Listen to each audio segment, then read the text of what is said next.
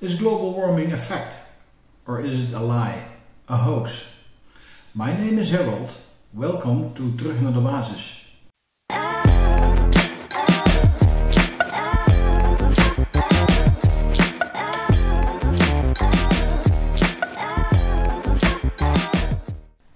We want to pin this video as a document, so that it will always be available.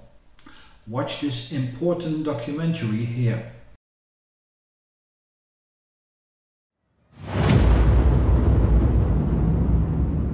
People are dying. Entire ecosystems are collapsing. We are in the beginning of a mass extinction, and all you can talk about is money and fairy tales of eternal economic growth. How dare you!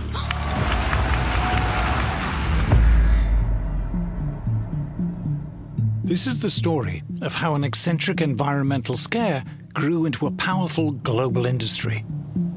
It's a wonderful business opportunity, okay? You want climate, we'll give you climate. There's a huge amount of money involved. This is a huge, big money scam. There are not just now billions, but there are trillions of dollars at stake. It's a story of self-interest and big government funding. People like me, our careers depend on funding of climate research. This is what I've been doing just about my whole career. This is what the other climate researchers are doing with their whole career. They don't want this to end. If CO2 isn't having the huge negative impacts that we claimed it was having originally, how are we going to stay in business? A lot of people's livelihoods depend on it. They're not going to give that up. This is a story of the corruption of science.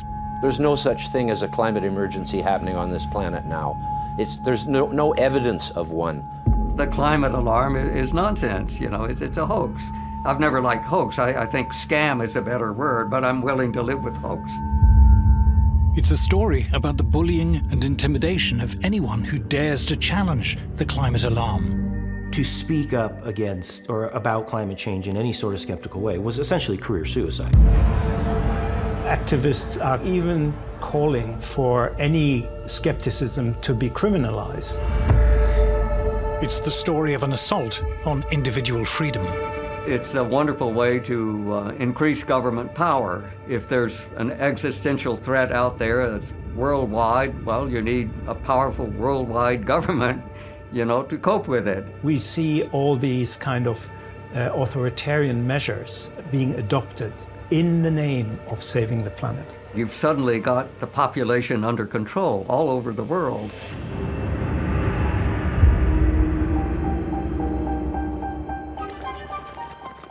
We called it industrial progress. Since the Industrial Revolution, the development of free market capitalist mass production has made ever more goods ever more affordable to ever larger numbers of people. Mass production marched hand in hand with mass consumption. In the modern age, ordinary people enjoy a level of prosperity never before achieved in human history. But all the while, we're told we were destroying the planet. Computers have calculated what is in store for us as we produce and consume ever more. The weather will get worse. The planet will boil.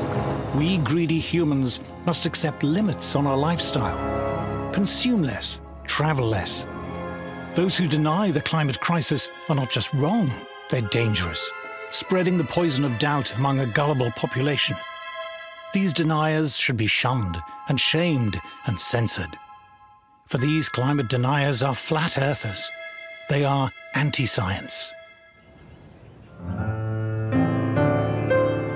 Teaching at New York University is one of these climate deniers. Professor Stephen Koonin is one of America's leading physicists. He was a science advisor to President Obama and both vice president and provost of Caltech, one of the most prestigious scientific institutes in the world. I teach climate science to my students at NYU, and I always tell them, check the data or the papers yourself. And they all come out of that course with their eyes wide open. Professor Koonin's best-selling book, Unsettled, argues that mainstream scientific studies accepted by official agencies, do not support the notion that there is any kind of climate crisis at all.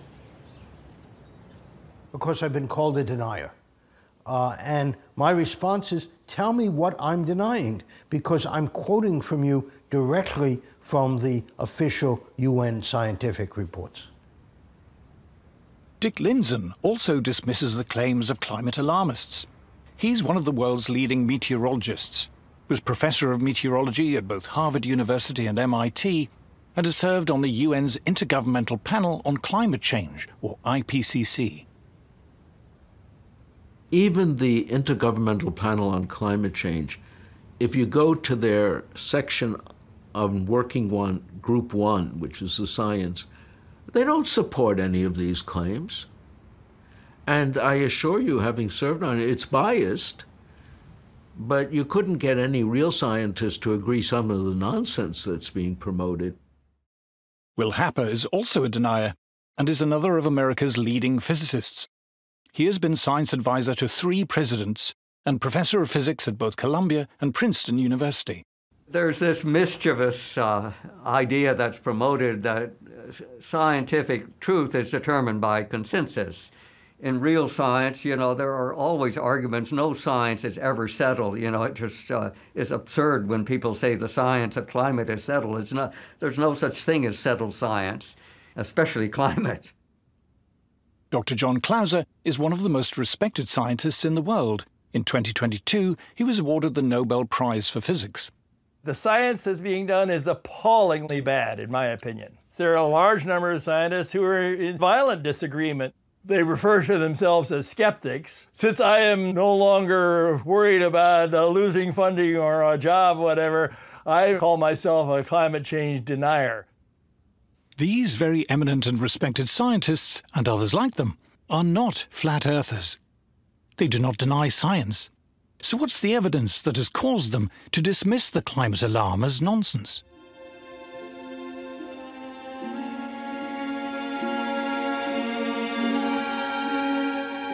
We are told that current temperatures are unprecedented and dangerously high.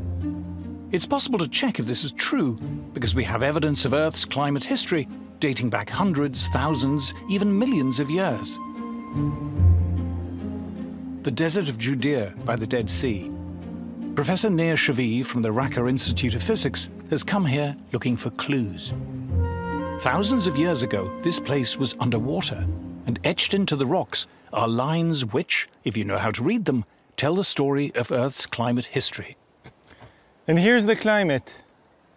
We're at the lake beds of what used to be Lake Lisan. It's a lake that existed until the end of the last ice age. Back then, the lake level was maybe 100 meters above where we're located.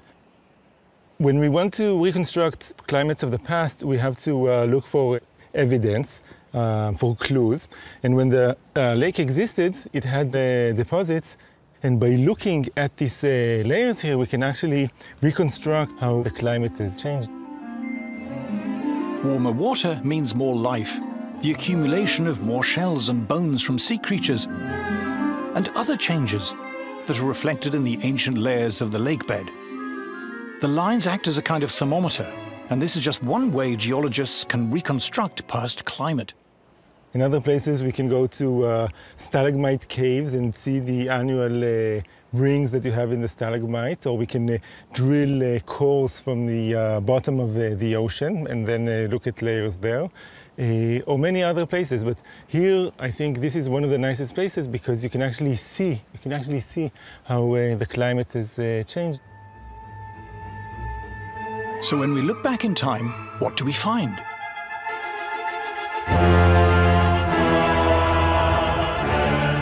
For 200 million years, dinosaurs roamed the Earth.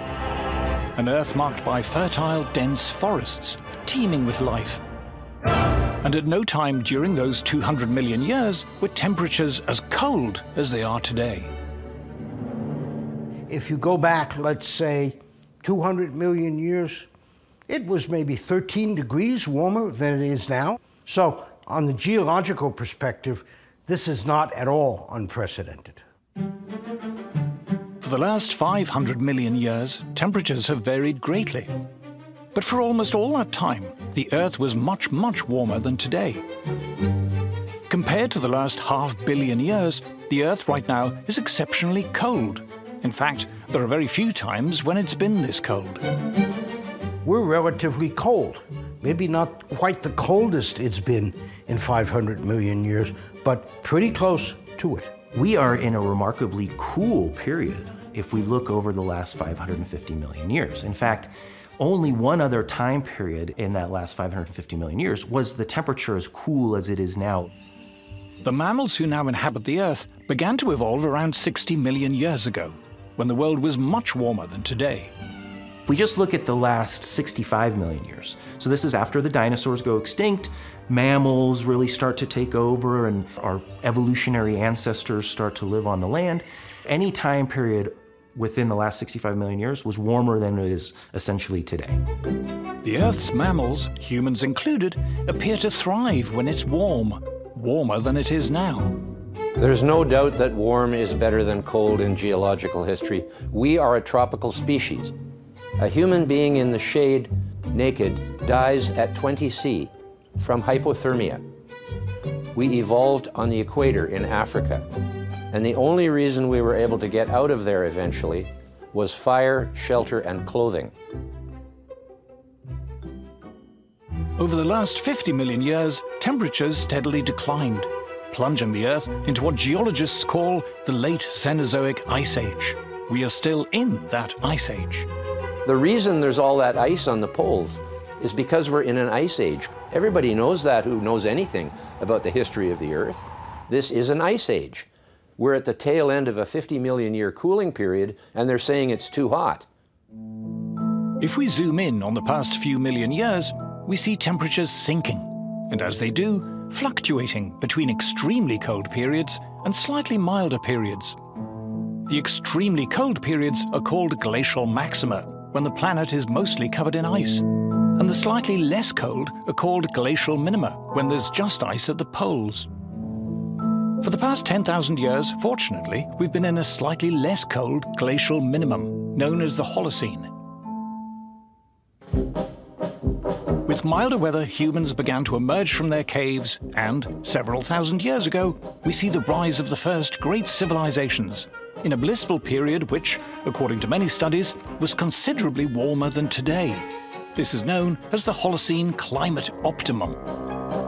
It was called an optimum because people thought that warmer was better. Since then, temperatures have declined and begun to fluctuate. In Roman times, there was a blissfully warm period, followed by a brutal cold period in the Dark Ages. Then came the balmy medieval warm period, according to many studies as warm or warmer than today, followed by an especially cold period known as the Little Ice Age, possibly the coldest in the last 10,000 years. And here it is, the Roman warm period, the cold Dark Age, the medieval warm period, and then the very cold Little Ice Age, from which, for the past 300 years or so, we've been recovering. The longest instrumental record of temperature in the world comes from central England, and this is what it shows. Since the worst of the Little Ice Age, from 1650, the temperature has risen, gently, by little more than 1 degree Celsius. The central England record of temperature is a world treasure. You know, it's the longest continuous record that we have, and it's certainly not a very alarming record. It began in the depths of the Little Ice Age, and so you can see the slight warming that followed the Little Ice Age. And there's certainly nothing very alarming that's happening today at the very end of the record. Most of the warming that we're observing today is the recovery from the Little Ice Age, whatever caused that. Well, you know, we're talking over the entire industrial period of about 1 degree centigrade. To put this 1 degree in perspective, let's look at New York Central Park. Records show that there has been no overall change in temperature here since 1940. But from one year to the next, the average temperature can vary by 3 degrees Celsius, without many New Yorkers even noticing. In fact, between the warmest year in the 1960s and the coolest in 2000, there's a difference of 5 degrees Celsius. The average temperature on this day in this year might be 5 degrees different from the average temperature a year ago or 2 years. You know, when I hear people pontificating about 1.5 degrees leading to the end of civilization, I think, what have they been smoking? You know, are you crazy? All right. So. According to thermometer readings since 1880, there's been a very mild increase in temperature. Only by stretching the y-axis on this graph is the increase noticeable. This is the rising line used by official agencies as proof of global warming. But is it accurate? Professor Ross McKittrick is an expert in statistical analysis at Guelph University. He noticed something odd about modern thermometer records. Thermometers, even in the same region, give out very different readings, depending on where they're located. I was interested in the question of how do you explain the spatial pattern of warming? So some places warm a lot, some places don't warm much. And it turns out it's highly correlated with the spatial pattern of economic activity. Where there are more people and there is more human activity, there's more heat. This is known as the urban heat island effect. Urban heat island effect is essentially London, right? You pick London. With buildings, with a lot of activities, tends to be a few degrees. I mean, we're talking now Celsius, right? Even 4 or 5 degrees Celsius warmer than outskirts. This is a phenomenon of urbanization. These days, the obvious effect is actually concrete retaining heat. This can be illustrated with a satellite heat map of Paris. The centre of Paris can be as much as 5 degrees Celsius warmer than the surrounding countryside. Paris, London, Beijing, Shanghai, you name it, New Delhi, all of them absolutely demonstrated the effects. So how has this affected the official temperature record? In the early part of the 20th century, it was normal to erect weather thermometers just outside towns, close enough to check every day, but away from the heat of urban life. But over the 20th century, those towns have expanded. Suburbs have spread. There are more roads, more cars. Thermometers which were once outside towns are now surrounded by shopping malls, offices, factories, and houses. These towns and all the locations where thermometers are located, on average, they've all grown in population, let's say since 1880. You've got buildings growing up around the thermometers, you've got parking lots, so you've got all of these non-climate influences which are affecting the temperatures, which raises questions about the quality of thermometer data for monitoring global warming. To correct for this corruption of the data, an obvious solution is to use only records from rural weather stations, which have been less affected by urban development. This has now been done by a team led by Dr. Willie Soon. We combine all the best rural stations, anything that we can correct for, we correct for, and we show if you just don't use this data set and use only rural, you get a very different kind of picture. According to rural temperature records, temperatures rose from the 1880s but peaked in the 1940s. Then there was a marked cooling until the 1970s. After that, temperatures recover, but are still today barely higher than they were in the 1940s. What we see is that basically you have a warming from the 1850s or so to 1930s and 40s and started to warm and then cool in a substantial way to the 70s, about 76 or so. Instead of a long-term systematic warming trend, it has a variability, multi-decadal, like every 50, 60 years or so, kind of a variation. It's not just rural thermometers that show little warming. Merchant ships and other naval vessels have been measuring the temperature of the sea since the 19th century. In red, we see the land temperature record since the 1860s, which has been inflated by urban thermometers. But in blue is the ocean temperature record. From around 1900, the two begin to diverge. Ocean records show far less warming in the 20th century, and the pattern more closely resembles the rural temperature record. Sea is not supposed to be, quote-unquote, contaminated by urban heat island effect. Am I right? Yes? So, when we compare the two records, within the range of uncertainty, this behavior actually fits. Scientists have also studied temperature change by looking at tree rings, which again shows very little warming. There's a gentle rise till the mid-20th century, a cooling to the 1970s, followed by a mild recovery. Once again, It shows temperatures today are barely different to those of the 1930s and 40s, and the pattern closely resembles rural temperatures. Satellites, too, seem to be telling a different story. Our ability to measure global temperature accurately took a leap forward when satellites began to orbit the Earth. One of the scientists who pioneered the use of satellites to measure temperature is Dr. Roy Spencer, who in the 1980s was senior scientist for climate at NASA's Marshall Space Flight Center. We were discussing over lunch, isn't there some way we can use satellites to monitor global temperatures? Because, as you know, the temperature network of thermometers is pretty skimpy around the world, so it's kind of hard to get a global temperature. Dr. Spencer's development of weather satellites was revolutionary. He and his colleague, Professor John Christie, have been awarded NASA's Medal for Exceptional Scientific Achievement. Our satellite data begins in January of 1979. That's when we have complete global coverage, and we have it right up to the present. There was one critical question about temperature that satellites were singularly well equipped to answer. Has there been a spurious warming that has crept into the global temperature record over land that's just a result of an increase in population? And that's something that we've been analyzing and working a lot on lately, and we're finding that, especially in urban areas, it's large. I mean, since 1880, most of the warming, it looks like, is due to the urban heat island effect. We're lucky to have a few independent scientists like John Christie and Roy Spencer with their satellite measurements of temperature. You know, before they started releasing this, ground-based temperature records were going wild. They were going up, you know, like crazy with no bounds. But now they have to contend with the fact that there's this independent and probably better way of measuring the whole globe's temperature, which is not alarming at all. Evidence from multiple sources now agree that the official global temperature record, as used by world governments and reported in the world's media, is showing far too much warming over the last 120 years, artificially inflated by urbanization.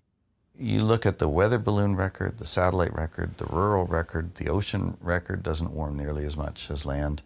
All of these indications show that the big warming pulse in the record is the Northern Hemisphere land record. And that's also where most of this data contamination is happening. But of the mild warming that has taken place in the last 300 to 400 years, can any of it be attributed to human emissions of CO2?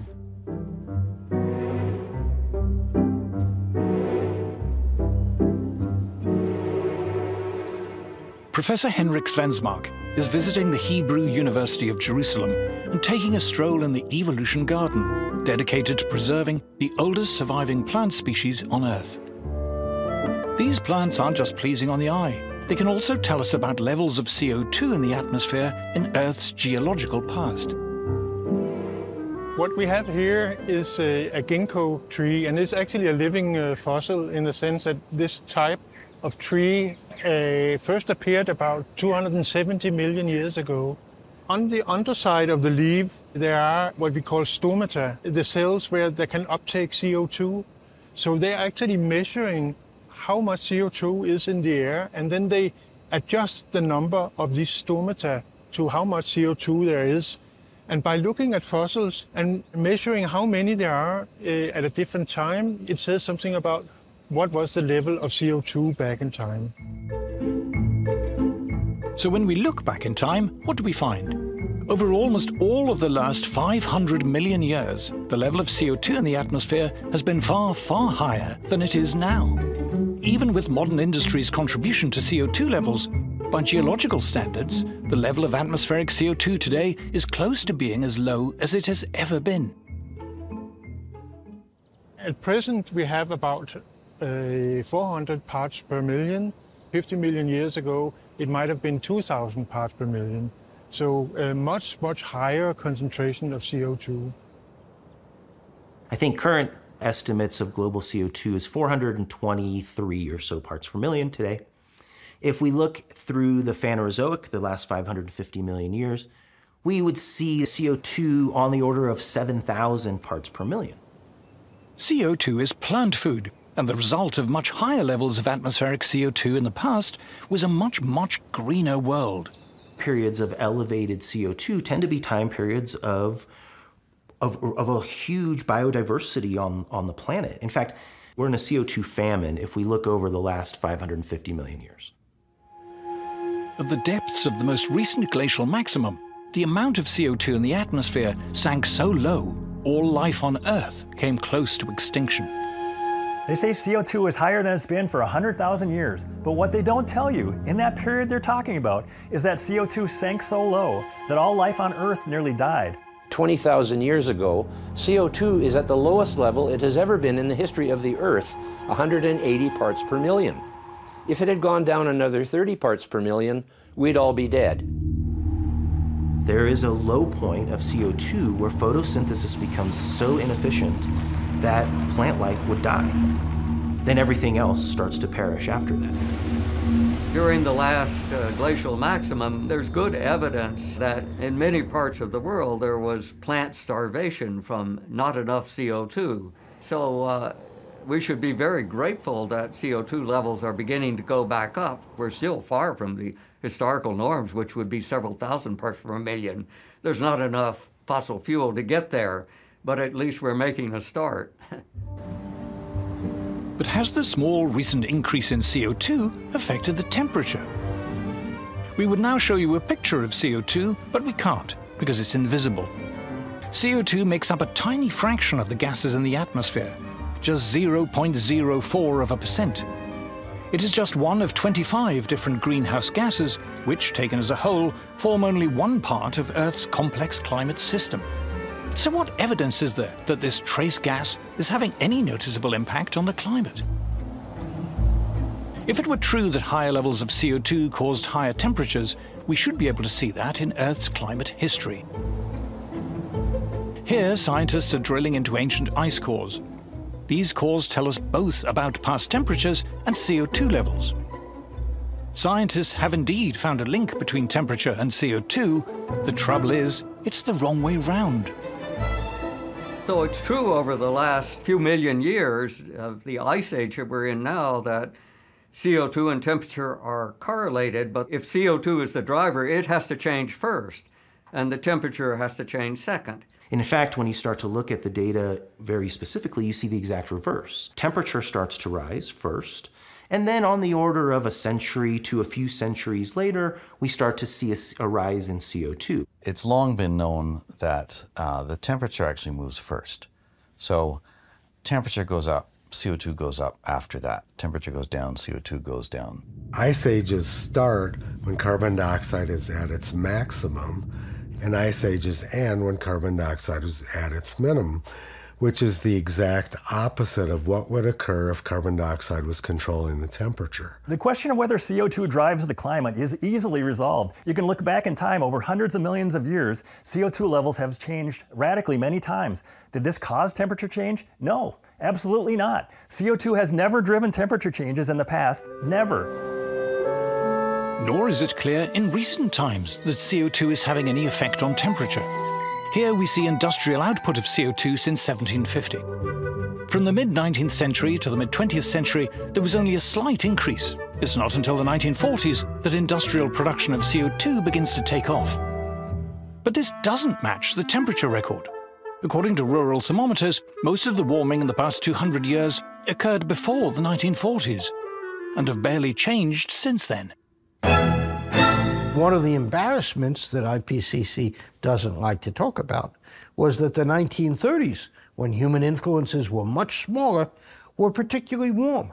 That's the puzzle, that the first early part where we have such a sharp warming from the 1900s to 1930s and 1940s, CO2 could never cause the temperature rise. But the 1930s and early 40s were so hot is puzzling. More puzzling still is what happened next. By the end of World War II, CO2 was really going up, and yet the temperature was going down. From 40 to 70, while the CO2 continued to rise, this thing started to cool. What happened? Journalists were writing about the coming ice age. It was on the cover of Time magazine. 1970s, the new ice age was the big story. And how about since the 1970s? According to computer climate models, over the past half-century, rising CO2 should have led to this increase in temperature. But according to multiple satellite and balloon measurements, what actually happened was this. Well, what we found from the satellite data is that the global atmosphere is not warming up as fast as the climate models say it should be. There's a couple dozen climate models now that have been worked on for decades. You know, billions of dollars, tens of billions of dollars have been invested in these climate modeling efforts. And we find that generally speaking, virtually all of the climate models produce too much warming over this period since 1979 up to the present. Now, even if we say the surface thermometers are correct, they still don't produce as much warming as most of the climate models say there should have been, let's say, in the last 50 years. The models, individually and even collectively, when you average over all of them in so-called ensembles, they don't get it right. You can already see that the main support of the climate alarm movement, which are these enormous computer models, they're clearly wrong. They don't agree with what we observe. You know, they're all running much too hot.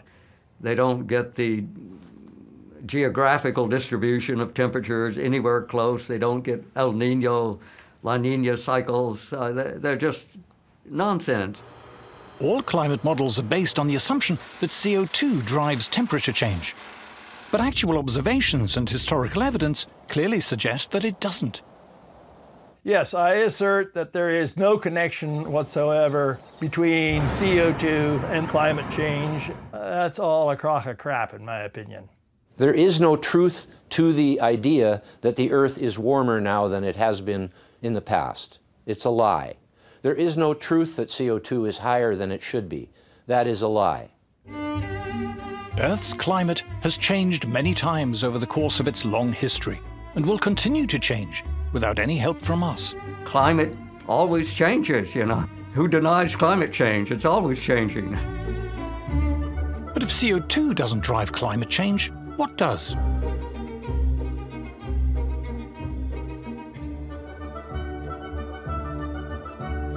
In Earth's atmosphere, there are powerful forces at work, and perhaps the most powerful of all are clouds.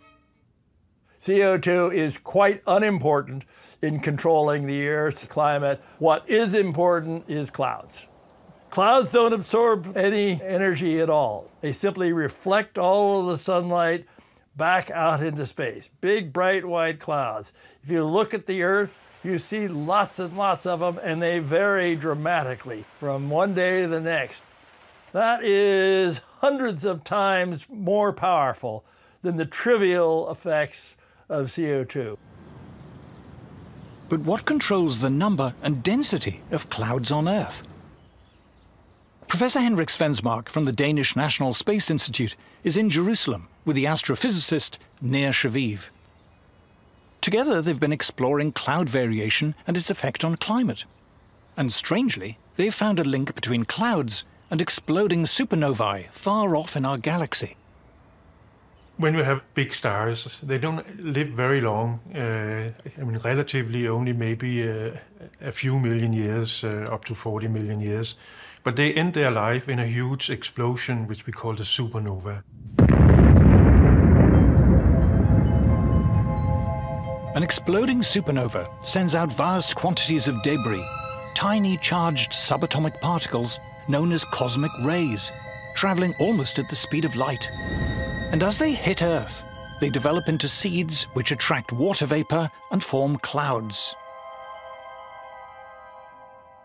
Professor Shaviv noticed that the amount of cloud cover on Earth is related to our journey round the Milky Way. As our solar system orbits the galaxy over millions of years, it passes through the galaxy's spiral arms, dense clusters of stars. As it does, we are exposed to more or less cloud-forming cosmic rays, and this corresponds to historic temperature changes on Earth. The really mind-boggling thing is that Using geology, you can reconstruct the climate on Earth over the past billion years, and you can reconstruct our galactic journey, and both tell the same story. But what about temperature change on shorter timescales? The Sun, our source of heat and light, a seething mass of gigantic magnetic storms, which vary in strength and number over time, and which affect Earth directly and indirectly. When it is very active, the Sun sends giant gusts of solar wind through the solar system. The solar wind warms us indirectly by acting as a barrier, limiting the number of cloud-forming cosmic rays reaching Earth.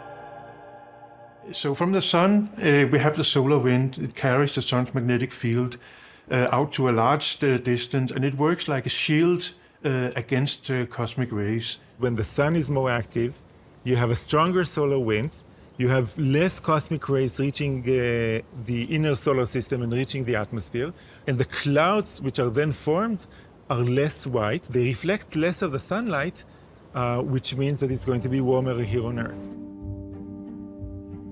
Here is a proxy reconstruction of ocean temperatures over thousands of years. And here is one of solar activity over the same period. What is causing the ocean temperature to change is clearly variations in solar activity. Because IPCC is determined to go on a narrative that only CO2 can drive the climate system, they turn off the sun essentially, right? Because the sun is just a background thing for them, that it doesn't do anything. Astrophysicist Willie Soon decided to look again at the rural temperature record for the past 150 years. Then he looked at a record of changes in solar activity over the same period. To Dr. Soon, it was obvious that it was the sun, not CO2, that was driving temperature. As of 2023, IPCC says is that the sun have absolutely zero chance to explain the changes of the climate system on a broad scale, let's say global warming or northern hemisphere. We say no. We can easily demonstrate the sun can explain all of it. There's zero for the CO2, 100% for the sun. How's that? Why are these and other studies never reported in the mainstream media? And if climate change is natural, what are we to make of the alleged terrifying increase in extreme weather events? Of the heat waves and hurricanes, of forest fires, droughts, and the rest?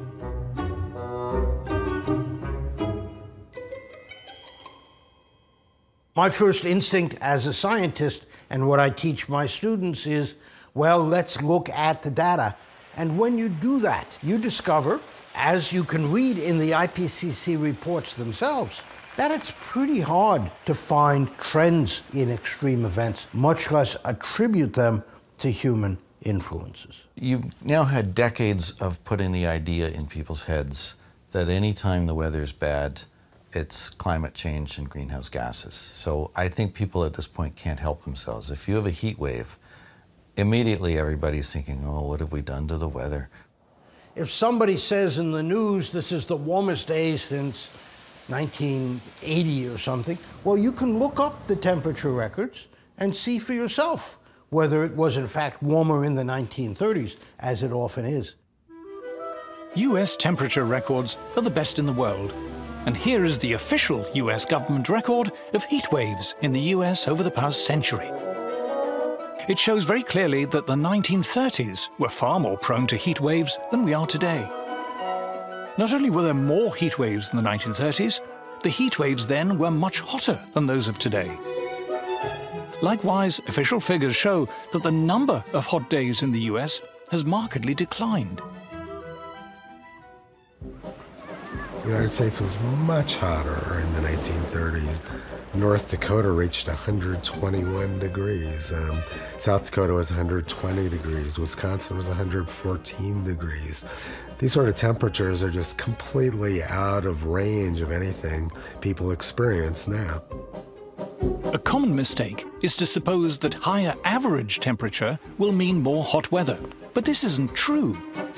Here again is the Central England temperature record, the longest instrumental temperature record in the world. Summer temperatures over the past 300 to 400 years, since the end of the Little Ice Age, have barely changed at all. It is winter temperatures that have been slightly rising.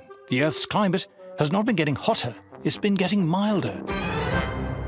That's certainly being observed all over the world. If you look at temperature records, high temperatures are almost unchanged, but cold temperatures at night or during the winter are going up a little bit. Not very much, but you can measure it. When the average goes up, it's really more due to the coldest temperatures getting warmer, so the temperatures getting milder rather than getting hotter. What about the increasing number of wildfires we're often told about? If you look at the actual number of forest fires from satellite observations, the actual number is going down. Here is an estimate of global wildfires since 1900. It shows a clear decline. And here is a record of areas affected by wildfires in the US. It shows that wildfires were far, far worse in the 1930s. From 1930s and 1920s, when you have data, the thing was huge. 5 to 10 times bigger than the current level. How about hurricanes? The US has by far the best record of hurricane activity in the world. Over the past 120 years, there is no overall change. In fact, the trend is slightly down. When you look at the data for hurricanes, technically tropical cyclones, you see that there is no long-term trend. How about the rest of the world? Here is a chart of global hurricane activity over the past 40 years. Hurricanes have been around forever. You know, we've got good proxy records of hurricanes, and there's been no change in their frequency. Even the IPCC admits that. How about melting ice caps and drought? Here's a satellite record of temperature in Antarctica since the late 1970s. It shows no increase whatsoever. And here is a record of global drought since 1950. There is no observable increase at all. Polar bears are meant to be going extinct, but studies suggest their numbers are growing. The Great Barrier Reef, too, has recently reached record levels. There's no such thing as a climate emergency happening on this planet now. There's no evidence of one. Yeah, the extreme weather event story is just absurd. There's no basis to it at all. It's just based on propaganda. The actual data shows the opposite. I've shown you the official data, the official science. Tell me what I'm denying. The climate alarm is nonsense. You know, it's a hoax. I've never liked hoax. I think scam is a better word, but I'm willing to live with hoax. But why are we told again and again that man-made climate chaos is an undisputed scientific fact, beyond question, beyond doubt? To answer this, we must examine the so-called consensus on climate change. Thank you very much. Until the 1980s, global warming was little more than an eccentric scare story put about by radical environmentalists. But then the cause was picked up by an ambitious young senator, Al Gore, who would soon become vice president. $1 billion a year of public money was made available for research into climate change. This quickly rose to $2 billion. Up to that level. Academic researchers in various disciplines began to apply for this climate funding. If you want to qualify for money that's labeled climate, well, you take whatever you're doing and you add a little bit of climate speak to it, and away you go. You're dealing with the sexual habits of cockroaches. You'll add, and the impact of climate. So all I have to do is add a little wrinkle to my grant application to explain how, well, I'm worried that climate change will mean the death of all the maple trees. And so right away you qualify for funding. Academics of every kind lined up for climate funding. Climate became an exciting new area of interest for sociologists, biologists, professors of English literature, lecturers in gender studies, and many more. And it also served to create a community. I mean, you know, you've become a climate scientist now, even though you know nothing about the physics of climate. Thousands of papers were published on climate change and prostitution, climate change and beer, climate change and the Black Death, climate change and disability, climate change and video games, and everything else imaginable. There's an almost comical list of studies out there. Just do a Google search on climate change and everything comes up. Few of these papers ever questioned whether climate change was actually true. After you've done the research and you write the paper up, sometimes you find there's no effect at all from climate, but you still have to say in your papers, oh yes, climate change is real, and we just need to study this some more. Since so few of these so-called climate studies challenged the idea of climate change, it was declared that there was a scientific consensus. Climate change must be true. Climate also became a new focus for government-funded research bodies. Scientific research in the United States tends to be dominantly funded by government grants. And so whatever government grants are offered sort of determine much of the science being done. It was during the Cold War that many government research bodies were set up. But the end of the Cold War and pressure on government spending has left many of them struggling to justify their continued funding. The United States Congress only funds problems, okay? Research into problems, whether it's money that goes to NASA or NOAA or National Science Foundation or Department of Energy or any other alphabet soup, organization. It's always been a problem to support your research or your existence, or raison d'etre. And so climate was a godsend. If Congress is willing to pay you to find evidence of global warming, by golly, as a scientist, we're going to go find evidence of it, because that's what we're being paid to do. And guess what? If you don't find evidence or say the evidence suggests it's not a problem, your funding ends. This totally corrupts the way we look at the science. Who was the famous gangster asked, "Why do you rob banks?" And he said, "Well, because that's where the money is." The climate alarm brought funds, and the bigger the supposed threat, the more funds seemed to flow. The publicly funded science establishment now had a direct financial interest in playing up the alarm. So there's a huge incentive to over-exaggerate or to speak in hyperbole, even if the data doesn't support exactly what you're saying, because that's what brings the funds. I was in that boat. I was someone that was defending climate change as a grad student quite a bit, because the truth is I didn't give it too much thought, but I thought, well, it's getting a ton of attention. It brings a ton of money into the earth sciences. Even if I don't buy all the hyperbole, what's the problem? By the late 1990s, what had started as an environmental scare story was gaining momentum.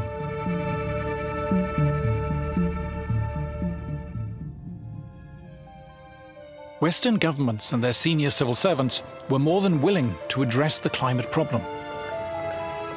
Green taxes were levied, green regulation expanded, and this in turn generated more climate-related jobs and activity. Take the banking sector, for instance. You say to a banker, we want you to file reports with the Regulatory Commission on how climate change is going to affect your bank. Well, a banker doesn't know anything about this subject, so then they have to commission studies from academics. And of course, the academics are happy to come and tell them, well, it's going to be terrible for your bank. It's going to cause all kinds of problems, and you need to give us money to research this. Green subsidies and regulation meant there was now money to be made in climate. Renewables firms sprouted. Consultancy firms offered advice on what they called sustainability and climate compliance. It's a wonderful business opportunity, okay? You want climate, we'll give you climate. The renewables industry alone now turns over $1 trillion a year, and that's expected to double in the next few years. What used to be a cottage industry is now blossomed to become a major part of the world economy. The growth of this climate industry has seen an explosion of highly paid green jobs. Chief sustainability officers, carbon offset advisors, ESG consultants, climate compliance lawyers, and countless others. Students started to come into our departments as earth science departments with a focus on climate. That never happened before. But they started to look at their career prospects, and they were smart, and they were looking at who's hiring. And the fact of the matter is that everything in the hiring pool had climate somewhere attached to the name. I started a few years ago seeing programs like a master's degree in climate finance. And I just went, what on earth is climate? I understand what a master's degree in finance is. Well, now you need a university that's going to teach this program. You need professors of climate finance. Every single school or university or business will have a climate officer or climate officers and a climate program. And you look at any of these institutions or businesses, you will find they all are signed up to it, and anyone who hasn't signed up will come under pressure. At the last gathering of the publicly funded UN's IPCC, 70,000 delegates flew in from around the world. Government bureaucrats, green NGOs, carbon sequestration consultants, environmental journalists, heads of renewables companies. But this is just the tip of the iceberg. Many hundreds of thousands of jobs worldwide now depend on the climate crisis. You start building this enormous population whose job is to manage the crisis, and also explicitly to make sure that people are alarmed about the crisis, because this whole industry depends on the existence of the crisis. But therein lies the one great threat to this multi-trillion-dollar industry. All the jobs, all of the funding are totally dependent on there being a climate crisis. If CO2 isn't having the huge negative impacts that we claimed it was having originally, how are we going to stay in business? How do we justify our existence if climate change isn't this existential threat that we claimed it was over the last 4 decades or so? People like me, our careers depend on funding of climate research. This is what I've been doing just about my whole career. This is what the other climate researchers are doing with their whole career. They don't want this to end. If NASA said global warming's not a problem, where does their funding disappears, right? So they can't say that. I mean, you've got the United Nations Intergovernmental Panel for Climate Change. If they said the climate isn't changing, they'd have no reason to exist. The IPCC has a self-preservation instinct to show that climate change is an existential threat. Otherwise, there's no reason for them to be collecting the money and doing the work in the first place. There are not just now billions, but there are trillions of dollars at stake. There's a huge amount of money involved. This is a huge, big money scam. A lot of people's livelihoods depend on it. They're not going to give that up. If suddenly the notion becomes apparent that this is not such a problem, you're going to see that as an existential threat. Scientists who studied the natural causes of climate change began to be viewed with suspicion, as 2 Harvard astrophysicists discovered. How much does the sun change, and how does it change, and why does it change? And then we didn't even want to get into the temperature record and the climate thing. Immediately they will come after, because when we started to estimate that the sun changed by quite significantly in terms of climatic sense, immediately the attack is there. Because it's not following the narrative, because they need the CO2 to be the only one, the only dominant player. When you tried to say, well, gee, we're just looking for the background of natural variability, the response would be, we can't have natural changes as an effect. It has to be human caused. And some of that was directly stated, but most of it was indirect. Your funding for this kind of project will be dropped. This kind of project doesn't go anywhere. By that time, anything that contradicted the narrative of global warming as a serious problem was not going to get funded. Editors of academic journals came under pressure not to accept papers which were deemed to be skeptical of the climate crisis. We will not publish anything that questions this. I mean, it's not something surreptitious. Scientists who dared to point out in public that there was no climate chaos began to be sidelined and shunned. If a scientifically qualified person stands up and says, We don't see an upward trend in the data on Pacific typhoons. Well, suddenly they lose standing to address the topic of Pacific typhoons, not because what they said is wrong, but because it's off message. They can marginalize any kind of criticism of the narrative by saying you're not qualified to talk about this because you don't support the narrative. That is then, and then having marginalized everyone who doesn't support the narrative, they can turn around and say, well, everybody who counts supports the narrative, so we must be right. Environmental journalists ignored skeptics and instead offered headlines to anyone prepared to make the most outrageous claims and predictions about a climate apocalypse. It's gotten to where it has nothing to do with the science anymore.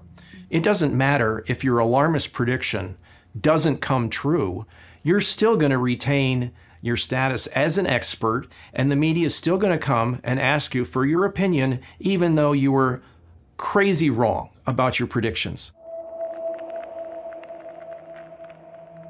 But the consensus on climate is not only enforced by those in the climate industry. To explain the broader appeal of the climate alarm, we must look at the politics behind climate.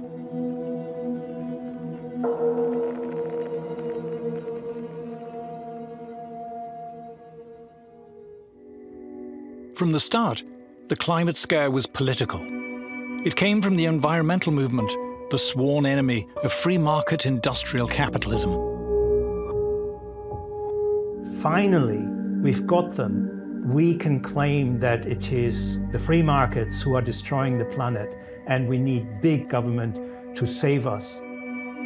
The climate problem, it is said, stems from the irresponsible actions of greedy, feckless individuals who have too many babies and drive too much and consume too many products, and of the capitalist corporations who pander to their whims. The solution is for government to have greater power to regulate private companies, but also to guide and reshape the lives and habits of individuals. Policy agenda has sprawled into micromanaging everybody's lives on the most minute detail. What kind of stove you can use, what kind of heater you can have, how much you can set the thermostat out, where you can drive, what kind of car you can't. According to the planners, we're not going to have internal combustion engines an hour from now. All of these things require the government to get involved, right? Because the government has to sort of force changes upon the public. If it was up to the public, we wouldn't be buying electric vehicles because, you know, they're impractical. Support for the climate alarm is now virtually synonymous with disdain for free market capitalism and a yearning for bigger government. It's liberals versus conservatives in the United States. And generally speaking, liberals are worried that we're destroying the planet. And they're also, of course, for big government. And then conservatives are at the other end of the spectrum, where a lot of them don't believe that we're destroying the planet, and they don't want government involved in their personal lives. Paying lip service to the climate alarm has become almost universal among those who depend on government for their livelihoods. This includes those in the publicly funded education, arts and science establishments. Tony Heller recalls his time at Los Alamos Labs. The entire county of Los Alamos was kept going by government money. That we had the highest incomes in the state. So naturally, people who lived in Los Alamos supported big government because that was where their livelihood came from. That was where their good schools came from. You know, everything good in Los Alamos came from the government. So of course, they were all believers in big governments. Among the largely publicly funded Western intelligentsia, support for more government spending and regulation is almost a defining moral badge. In these circles, to question the climate alarm is socially unacceptable. To be a climate skeptic is taboo. Somebody that goes against it really does get met with a lot of anger and vitriol, and you're called a denier, a science denier, and a heretic. Your colleagues won't engage with you anymore. You don't get invited to conferences. Your students may desert you. This is all really terrible. Professors Henrik Svensmark and Nir Shaviv describe what happened when they published their results on the climatic effects of solar activity. It was like all hell had broken loose because of this work. I had no idea that things would escalate as they did, and it completely changed my life. Once we said that, people didn't like hearing it, and we became a persona non grata. I mean, I have so many instances of people doing really nasty things. When I applied for a job, a group of scientists write to the university, say they shouldn't hire me. And that's a typical story, unfortunately.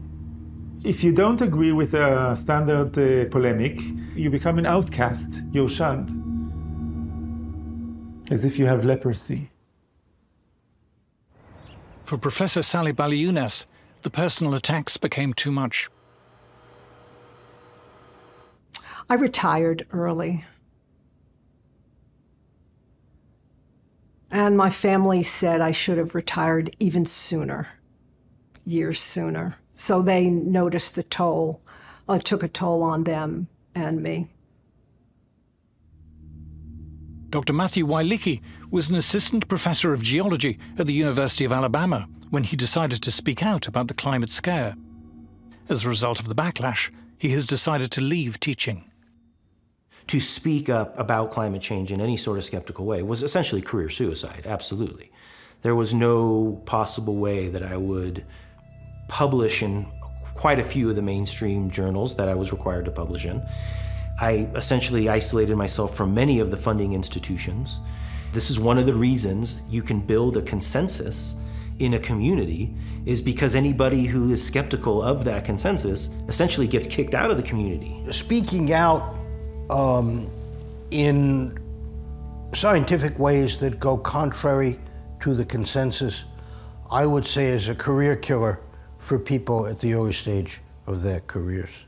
If I were 30 years old in a university trying to make a career, I would certainly keep my mouth shut. And in fact, I went to some effort to keep my mouth shut when I was younger. I knew climate was nonsense then, but I was a little bit careful. If a young person is questioning this, they can't put that in a proposal. The proposal will be denied, and they can't effectively publish because the gatekeeper will keep them out. And so it would end their career. You have to go along with the global warming story. If you don't, you're going to get cut off, you're going to lose funding, you're going to get your career ruined, you're going to be trashed by the community, you'll be despised by your coworkers. The so-called consensus on climate has itself become a weapon, a form of bullying, intimidation and censorship used against those who refuse to conform. It's a tool that people use to bludgeon their opponents and the skeptics and to attack their character. According to its critics, far from being scientific, the militant, intolerant climate consensus represents a devastating assault on free scientific inquiry. I see my job as a scientist as just laying out the facts and letting people decide what they want to do. When you can't talk about the facts, things become corrupt. If you shut the door on ideas, if you say you're not allowed to test it, you're not allowed to have that idea, you've left the realm of science. I don't think climate researchers will ever back down from their claim that increasing CO2 is the control knob on today's climate system. I don't think they will ever back down from that, no matter what the evidence is. It's clear it's now a cult that completely divorced from science. But the apparently unstoppable climate scare does not just represent an attack on science. It is starting to shape for us a new kind of society.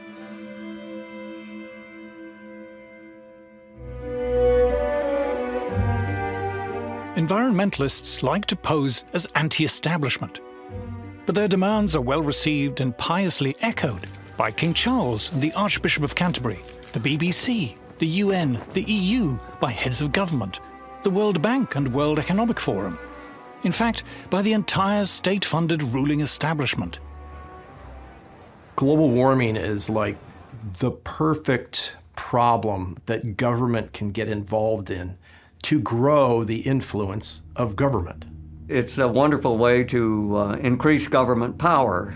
And if there's an existential threat out there that's worldwide, well, you need a powerful worldwide government, you know, to cope with it. If you're a climate activist, you're actually facilitating a huge validation of the government running our lives. Many environmentalists, most environmentalists, all environmentalists who consider themselves to be radical, progressive alternatives are in fact simply reinforcing the mantras and the mainstream arguments of the entire establishment. The demands on the government mean that the government suddenly gains the authority to interfere into every nook and cranny of our lives and how we live. Everything has a climate narrative attached to it. How much you consume, where you spend your money, how much you travel, who you interact with, what types of food you eat, whether you eat meat. Everything has some sort of aspect that can be controlled with a climate lens. Suppose 20 years ago somebody had hatched the idea that I would really like to ban cheap energy. I'd really like to control everybody's appliance purchases. I'd really like to tell everybody where they can go. And basically, I'd like to have dictatorial control over everything. Well, it's not going to fly. No, everybody would think you're a nut and would ignore you. But fast forward 20 years, that's what's happening. The publicly funded establishment in the West is so large and powerful. It is able to impose and enforce the official consensus on climate through its control of schools, universities, government, and much of the media. State broadcasters like the BBC exclude climate skeptics. Broadcasting regulatory bodies forbid private stations from disseminating skeptical views, threatening them with having their broadcasting licenses revoked. What normally happens in an emergency is that all normal forms of openness and democracy have to be suppressed, because how else to deal with an emergency? So we are facing a situation not unlike lockdown, where basically all normal forms of behavior, normal forms of social communication, and normal forms of democracy are essentially ruled out. Activists are even calling for any skepticism to be criminalized. In certain jobs and professions, it is now dangerous to express dissent on climate. It's no surprise that people who are more skeptical will think twice before voicing their concerns, because they might risk their careers, they might risk their business, they might risk being sacked. If you're a professional of any kind in science or law or medicine, if you belong to a professional association or you are in a university, you can be fired for saying what you believe. The consequence is a censorious, authoritarian regime that has to control every move, every word, everything you want to do, because everything you do is a potential risk to the survival of mankind.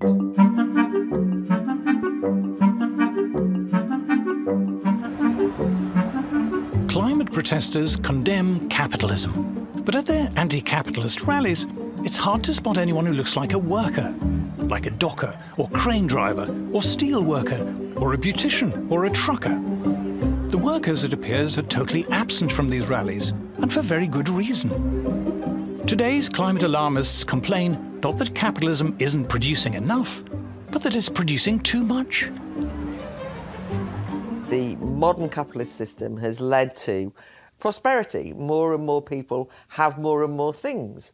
The modern anti-capitalism of the present time is a critique of capitalism that it gives us too much.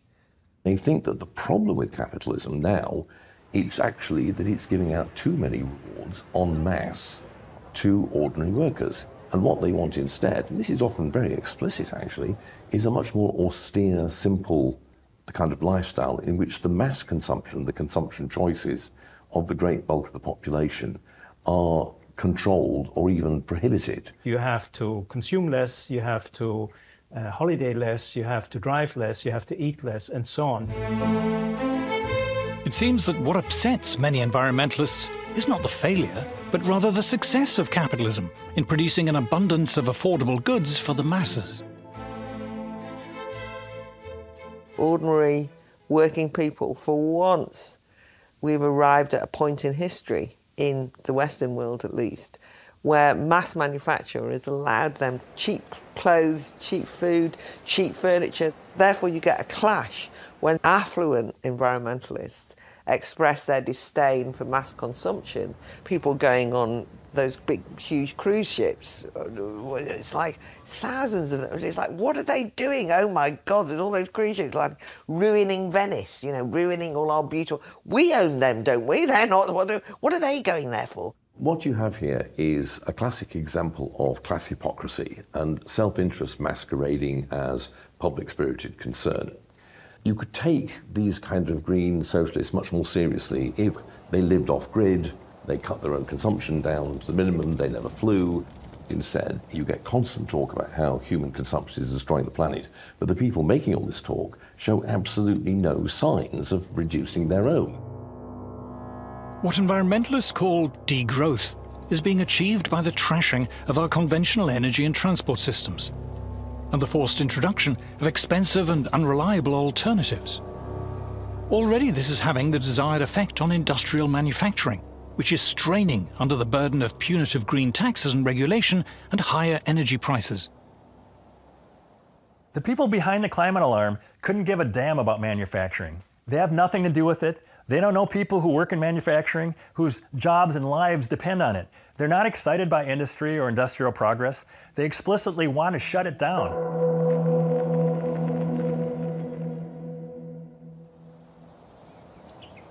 Kisii, Kenya, East Africa. According to many leading environmentalists, the world's poorest people should not aspire to the lifestyle of people in the first world. The planet will not cope. Grace Nyakananda is one of the many Africans who do not have electricity or gas to cook with or heat their homes. The resulting indoor smoke from burning wood and dry dung is the deadliest form of pollution in the world. For millions, the cause of lung disease, blindness, and early death.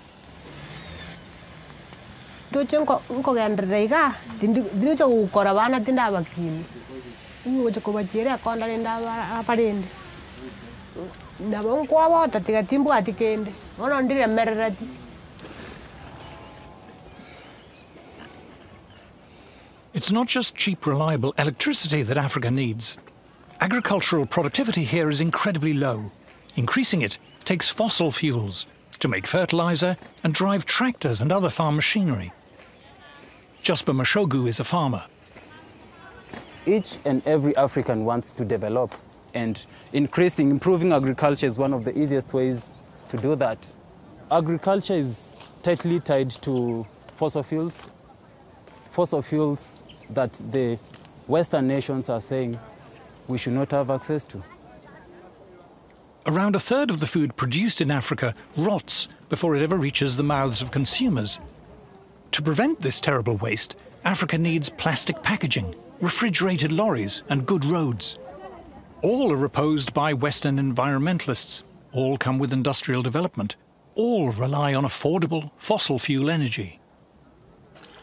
Diarrhea from drinking dirty water still kills hundreds of thousands of African children. But clean water requires large industrial water purification plants and a modern water supply network. And this will come only with cheap energy. I think it's pretty obvious that the West has got what it has because of fossil fuels. When people say Africa doesn't need fossil fuels, I wonder. I don't think they want what's best for us. They don't want us to develop, and that means we continue being starving. We continue being poor. Most people don't know what climate change is. They don't care. They want food on their table. They want to beat poverty. They want to beat hunger. They need money to better their lives. They want to flourish. That's just it. When they use the word sustainable development, they're talking about no development. Exactly. I mean, the point is that, to develop sustainably means not to use too much energy, not to use too much carbon, net zero, the idea that you mustn't use too many resources, the fact you mustn't produce enough consumer goods because consumption is bad. So ultimately, the idea of development is out the window. The Greens think the Africans should never use their resources the way the Europeans or the Americans or the Canadians or the Australians have used theirs. They are also in favor of punitive taxes, border taxes on any African country that wants to export their goods to Europe if they do use their resources. So that sums up the ethical ruthlessness and depravity of the Green agenda. But climate alarmists have a problem. Many countries in Africa and across Asia are simply ignoring the environmentalist demands of Western governments and international agencies. Communist China is estimated to be building an average of 2 new coal power plants a week. China now uses more coal than the rest of the world combined. Which is one of the reasons why this whole climate agenda is falling apart, because the rest of the world is not cutting emissions, is not moving to renewables. In the West, too, for many people, climate alarmism is wearing thin. Ordinary people are not stupid. They have seen one ridiculous claim after another fail over and over. What this does is leave people with a profound and justified cynicism about what the scientific establishment says and about what the government says. To fix the climate crisis, we're told, we must give up our cars. We must pay more for fuel, heating, clothes, food, fly less, limit where we go. This attack on mass travel, mass tourism, mass consumption holds little appeal to the masses.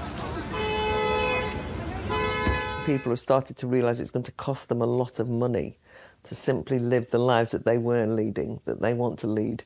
And as soon as that started to happen, I could see people in the United Kingdom who had previously been indifferent to environmentalism suddenly think, how dare they do that, right? How dare they try and take away what we consider to be not luxuries, but necessities. The whole policy of sustainability is about restraint. It's about restriction, it's about doing less. And that, obviously, for most people is anathema to their everyday needs. The fact that there is actually an ideological movement of people who think that cheap mass production of whether it's houses or anything else is a problem. I mean, for God's sake, no wonder people become disdainful of the kind of middle-class outlook of environmentalism. But that is literally what people say. How can we stop people buying cheap things in shops? When climate protesters climbed onto an underground train in London's East End, they were not cheered on by working commuters. They were hurled abuse, pelted, angrily dragged off the train, and received rough treatment on the platform. If you were to go into a pub frequented mainly by what the Americans call blue-collar workers, you will find that being sceptical about climate change policy is not going to get you thrown out. Quite the contrary, somebody will probably buy you a drink. They can tell that behind all the talk about climate emergency, climate crisis, what there actually is an animus and a hostility towards them, their lifestyle, their beliefs, and a desire to change it by force if necessary. Punitive and restrictive policies, carried out both in the name of climate change and COVID, have sparked protests in Britain, Canada, and other Western countries. Anti-establishment politicians and movements are gaining support.